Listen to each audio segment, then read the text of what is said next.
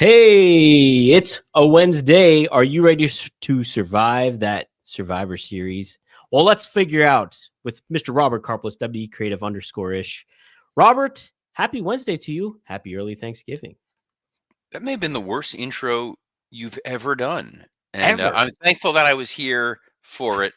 What a way to start the Thanksgiving Eve. Ooh. It's an exciting time here. There's cooking going on in my house right now. It smells like a delicious Thanksgiving dinner. As soon as I'm done with this show, I'm gonna go watch Planes, Trains, and Automobiles. Fantastic. What a great movie that is. And John That is a Hughes. Yes, that's a big that's a Thanksgiving Eve tradition. However, tonight I'm actually going to the Florida Panthers game. Ooh. Is that tradition for you now too? No. That is I swore I would never set foot in that building again. And I used monkey's paws to wait for it to collapse in on itself. But I got invited. I'm going. It's going to be a lovely time. Meow. It's a lovely time to say hi to the folks who are joining us here. Yeah. E says, "What's up?" What's up? Wanna Nice. Breeze says, "Happy Thanksgiving Day Eve, R and I." That's Willie Jeff Thorne. Hader. Oh, is that Jeff? You're I know better at that. remembering that than I am, because it legit looks like Tyler Breeze. Good friend and friend of the show. Dom, you went mute. You've muted yourself. Yeah, I can't hear you. If you're talking, I can't hear you, making this perhaps the best show we've ever done. And Dre Owen says, "Hello, R and I. Okada versus Fletcher for free." Oh, So, can you hear me oh now? wait, yeah, now I can hear you. Did your stupid microphone die? Yeah, I think it did. This is the best Thanksgiving miracle ever. How dare you? Uh, this is what the pilgrims came over for, or whatever this holiday actually celebrates. Is it a problematic holiday? I don't know. What do we think? I guess I don't know. Nah, probably not. I guess it's just like part of the course. If you go read Howard Zinn, probably yes. That's what I was going to say. If I'm reading a little Howard Zinn, I think that there might be some issues. There could be a little something conjuring up there. Devin Dowling says, "Hey yo, he's in the house too." So thank you, everybody. I'm thankful for all of you being here for this Wednesday episode before Thanksgiving. Robert, we got a lot to cover since we aren't going to be here for the rest of the week. So let's start off where everybody should start off, and that is AEW Dynamite. Am I right, Robert? Am I right about that? I guess so. Am I right that you should be excited? No.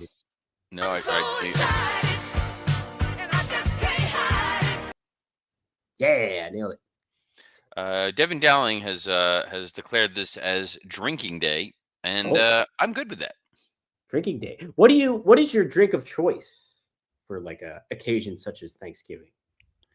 My drink of choice for anything is a scotch. Ooh, all right. Or if I'm no neat. Neat. Single malt Macallan 12 neat. Oh yeah. Or I can be persuaded into an old fashioned. Oh, old fashions are good too. I am a fan of Moscow Mules like Jim Ross. Big fan. Let's hope that's where the comparisons between you and Jim Ross end. Well, we're great broadcasters as well, so that's another one you should kind of make note of. Legendary broadcasters. E says this is a smoking day. I'm a bake food and myself. Oh, I get it. Hey now, Devin Dowling, he's a Bailey's and eggnog. Ooh, I like that. That sounds good. Do you like eggnog? No, I like eggnog a lot. I could see you being an eggnog guy. What is your since our good friend Conrad Thompson refers to Thanksgiving as Fat Guy Christmas? Yes. What is your go-to dish Thanksgiving? Well, turkey. I do like turkey, but my like side dishes. Like what's your top thing that you're most excited about? There's one. I like stuffing a lot. I do. And I'm a weirdo in like green bean casserole though, with fried stuff on top of it. I like it. Like yeah, that's kind of my go-tos. My big go-tos. How about you? Canned cranberry. I love cranberry too. Cranberry, I put that on everything. Not the regular. It needs to be the canned cranberry. I need to see the ridges. Yes. It needs to look like it could have survived a nuclear holocaust. And everyone always mocks me for it. And by the end of the night, everybody winds up sliding on over and taking a piece. And There's Dynamite tonight. There is. There is. Do you think they're going to do something Thanksgiving themed tonight on Dynamite? No, You don't think so? I hope not. I want someone. WWE used to do terrible Thanksgiving stuff. There was always like the turkey bowl match or something like that, or somebody would be dressed like a pilgrim. The Divas would wrestle in gravy, probably in the Attitude Era. Yes, there would always be some sort of a gravy situation. Yes, yes. Gotta get gravy, damn it. God damn. Let's get to Dynamite. Man, I bet you are pumped for the Continental Classic starting tonight, Robert. So thankful to get to do the math and try to figure out that chart. Yes. Nothing better than making you feel incredibly stupid. Oh, right. Well, hey, you might smarten up when it comes to Kazuchika. Good Lord. What was Kazuchika. that? Kazuchika Okada. By the way, Yes. Wrestling Old Head with a nice note there. Have a beautiful holiday, everyone. Dom and Rob, thankful for this community you have cultivated. What have we unleashed on the world? We are a menace to society. To your lunchtime breaks, everyone. So it's Kazuchika Okada. Yes, that's how you say And it. Okada is taking on who? Kyle Fletcher, former TNT champion. Seriously? They're giving that away tonight? Absolutely, they are. I give up with this damn company. I'm glad you didn't even know that. I had no idea. No, I didn't look at the. I clicked the link because we were like, "Oh, we're getting on early." I'm like, "Great!" I didn't actually read the email because I was like, "Oh, I know we're doing a Survivor Series preview." I forgot all about Dynamite. They're really giving away Okada and Fletcher this evening. Yeah, with very little promotion, obviously. Well, outside of this show, we're doing the heavy lifting for Tony Marie Khan and promoting Dynamite. Look, that's gonna be a hell of a match. It will be. That's a hell of a match. I don't know that I'd necessarily be super happy just giving away for free. Right off the bat like that. Man, I know. It's probably going to be a fairly low-rated episode of Dynamite for a couple of reasons. Number one, you've got a lot of people traveling. You've got a lot of people who are going to be out of town. There's a lot of people who are home and cooking or entertaining people. And then just the reality of, I believe tonight is when the Stranger Things new episode debuts, first new episode in several years. So I would venture to guess a lot of people who are going to be watching that. Right. And not only to think about that, but like Wednesday night, isn't that the biggest party night for a lot of towns and stuff? Because college kids are coming home and then they party down before Thanksgiving. I'm an old man.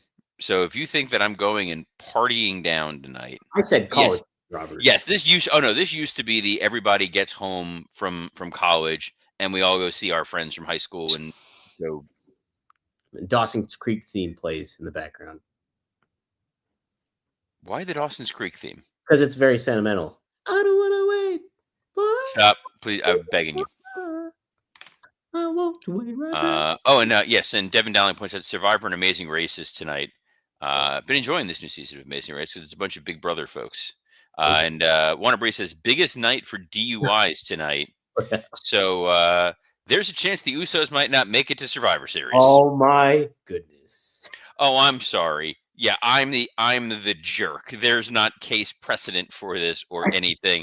We got Darby Allin versus Kevin Knight. Yeah, Jetfire, Jetspeed, Jetfire. Yes. So no, Jetfly. I said Jetfly.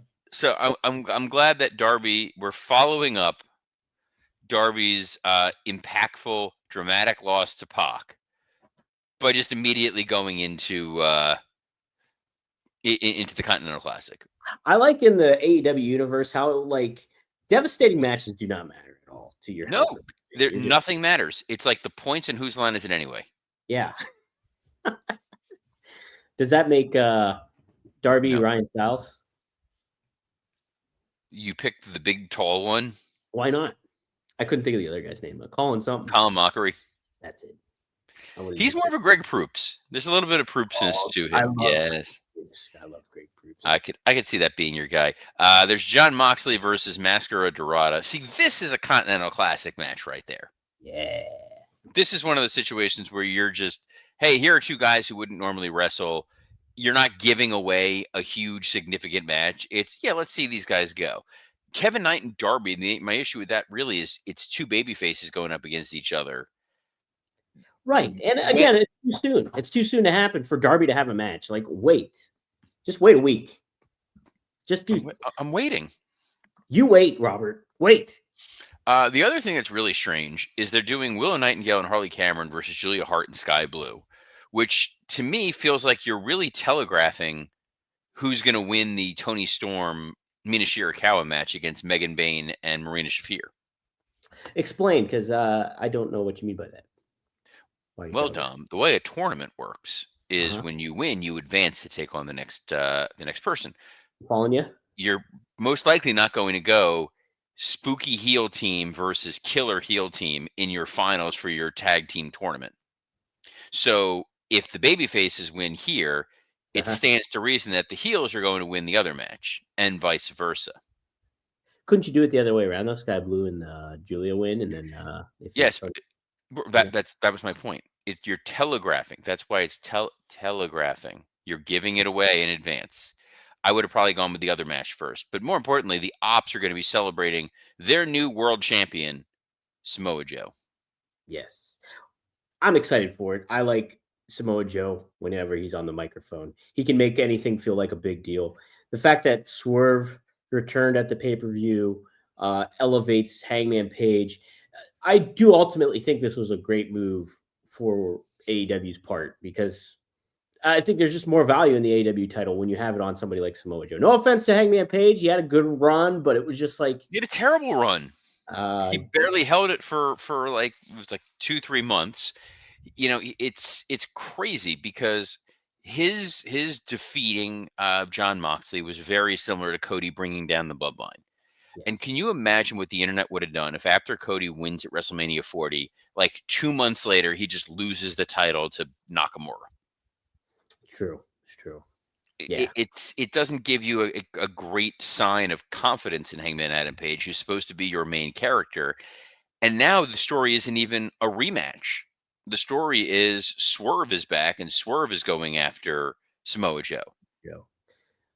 Where do you attest this all to? I mean, I'm sure it comes from both ends here, but like, who's to blame for this more so? Is it Hangman or is it the fact that it's just poor booking on Tony Khan's part? It's poor booking on Tony Khan's part. They needed to have built, and I've said this before. It's the Batman rule.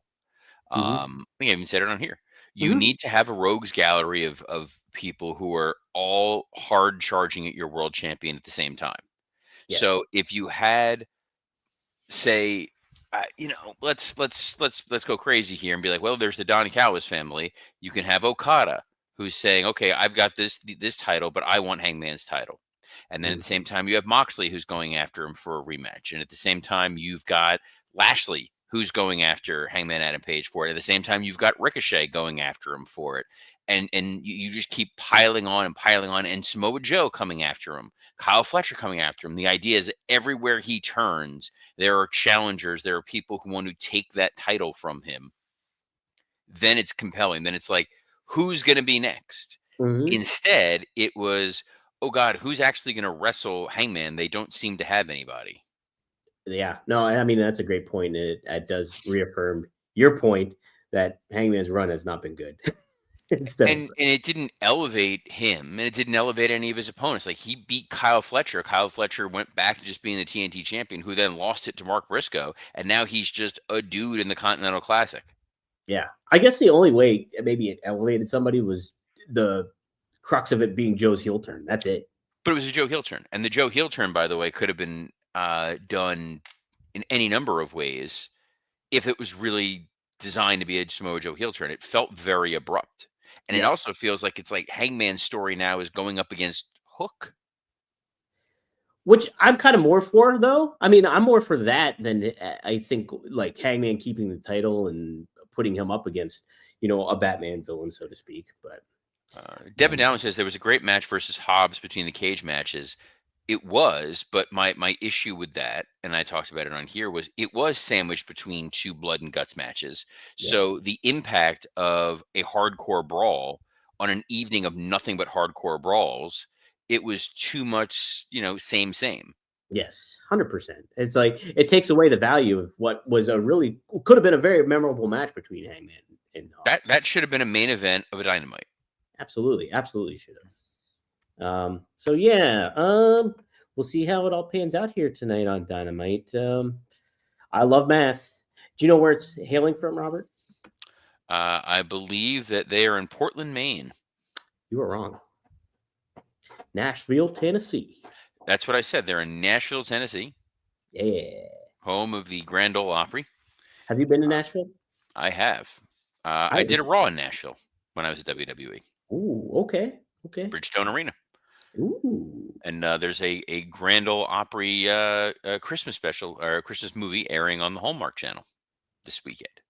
Are you going to watch it? Oh, I absolutely am. There's nothing I hate watching more than Hallmark Christmas movies. There's a great Hallmark Christmas movie with Henry Winkler. I can't remember the name of it, but I was like, I watched it and I was like, this is actually a really good Christmas movie. I do love Henry Winkler. Yes. I saw him when I went Glengarry several Glen months ago to go see Glengarry Glen Ross. Yes, and Henry Winkler was there. I was like, this is Hey. tremendous. Love the Fonz. He was there, and Dietrich Bader was there. Whoa, that's awesome. The most Rex random Kwando. collection of people. Hey, I never watched Scream for years on end, decades on end, because I didn't want to see Henry Winkler get. Spoiler alert. Yeah, sorry everybody. For I'm a like 29-year-old movie. Yeah, 30 years late on that one. But I finally watched it. I sucked it up and watched it. It was I love Scream. Scream's a great movie. Way to go out on a limb. And then they made like 17 more. Yeah. That's Hey, why I let's can't have nice things. you want to preview Survivor Series? That's this weekend coming up. That's what I thought we were doing. So yes, let's go ahead and preview Survivor Series taking place live from Portland, Maine. From exactly the Or, hub of wrestling. Petco Field, which is funny because it's Petco Field with the big giant cages. Wow, how about that? They need the kennel match again. Kennel match from hell. All right, first match lined up. Intercontinental Championship match. It's John Cena. He's the champ. He's defending it against Dominic Mysterio. We saw John Cena in smaller form this past week on Raw, but we're going to get John Cena, Big Boss John Cena, this weekend. What's your prediction for this, Robert? Could go either way. It definitely could go either way.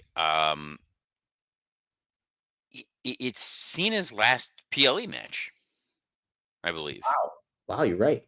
So it's tough because if he loses here, does he win his last time is now last match, or does somebody interfere and get that heat and that momentum going forward?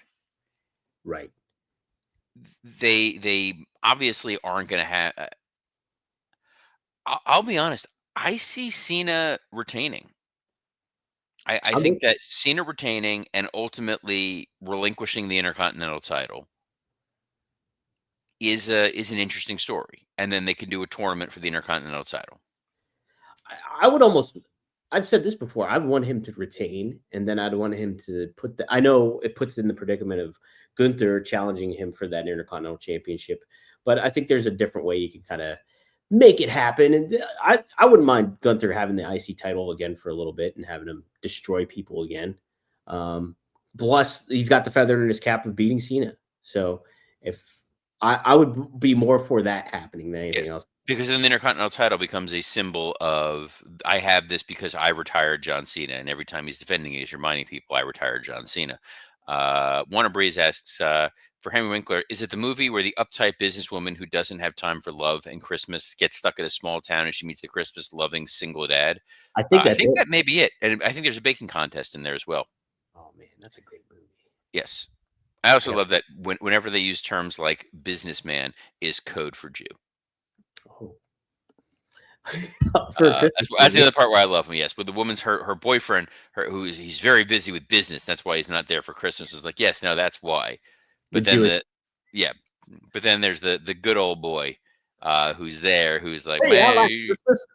And I'm here doing the important work at Christmas while your business man is back there doing his business stuff. And it's going to be doing great business is the Raw Women's title match. Oh, man. Yeah, I know this match you're most amped up for. It's Stephanie McCool. She's taking on a newcomer, Nikki Bella, Robert, for this championship.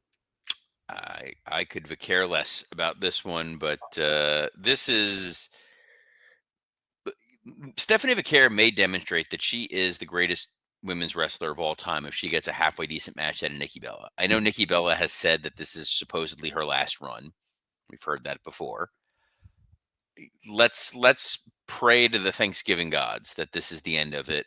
There's no way Stephanie Vaquer is losing her Raw Women's title. Can you imagine the backlash on the internet? People are already mad that Stephanie has barely had any defenses, barely any TV time, Yeah. and then she were to lose the title to Nikki Bella.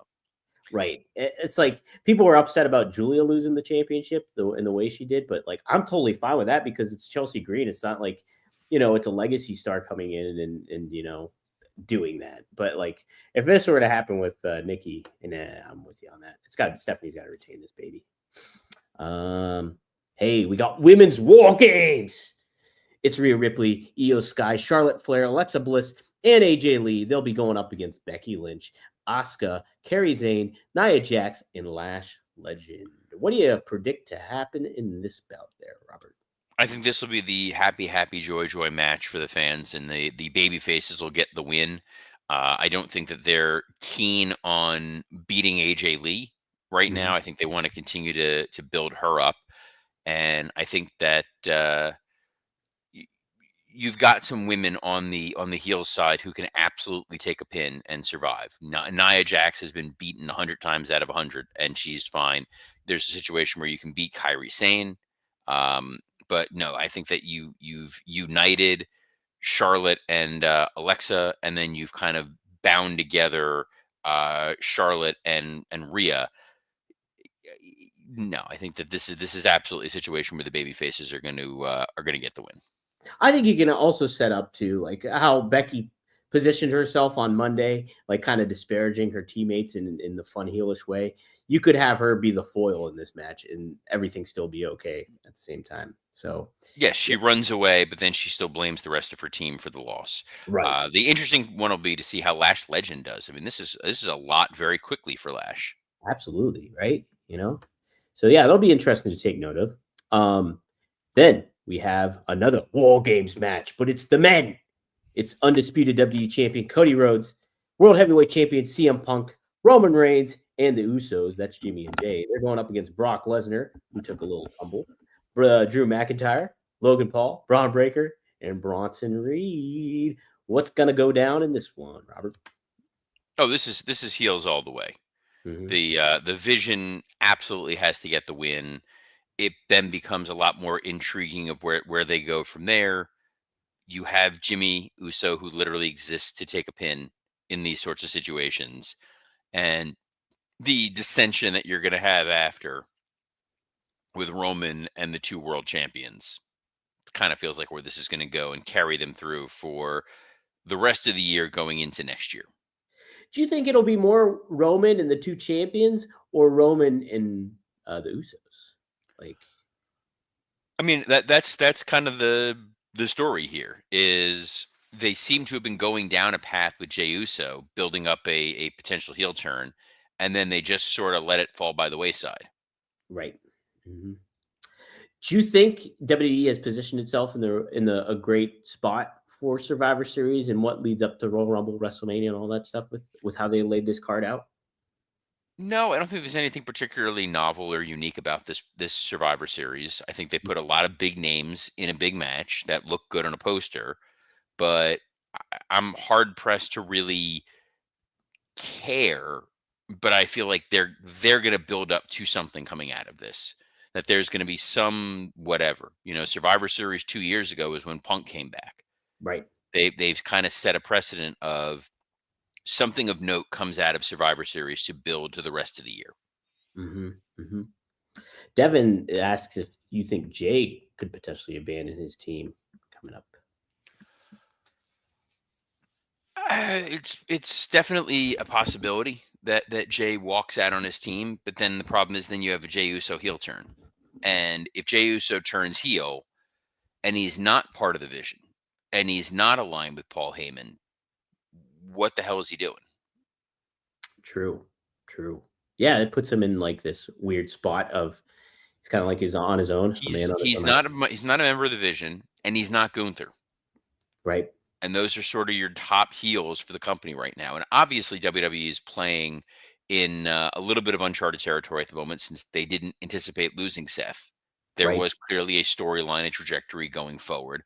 Um, I like this version of it. Really is the Dangerous Alliance: Brock and McIntyre and Bronson, Braun, and Logan Paul.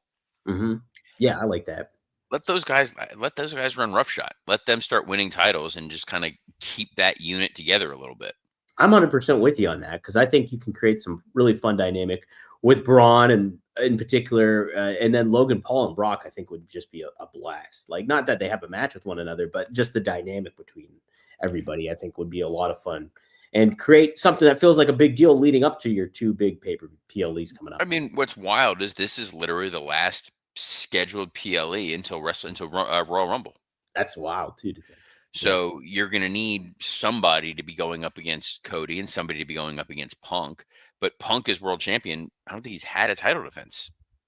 No, I think you're right. No, he hasn't. Mm-mm. So And the next show is all about the John Cena retirement and elevating younger stars. So you need some kind of story to carry the main roster through until the end of the year. But whatever that may be, we will be here. We will not be here tomorrow and Friday, as we will be enjoying time with our families who who are waiting with rapt anticipation to hear about Dom's thoughts on Kazuchika Okada. they can't But wait. My grandmother's gonna be pumped to know. we'll be back on Monday, as we are every Monday through Friday at noon Eastern on a plethora of platforms, including the WW Creative _ISHX account, the at Dominic D'Angelo X account, the at SE Scoops X account, and on YouTube on Rumor and Innuendo, Podcast Heat, and ad-free shows. So on behalf of the man who is so thankful to not be locked out of his apartment, Mr. Dominic D'Angelo, I'm Robert Karpolis. Best of luck in your future endeavors. Is Wayne Brady gonna have to choke a John Moxley? Shh.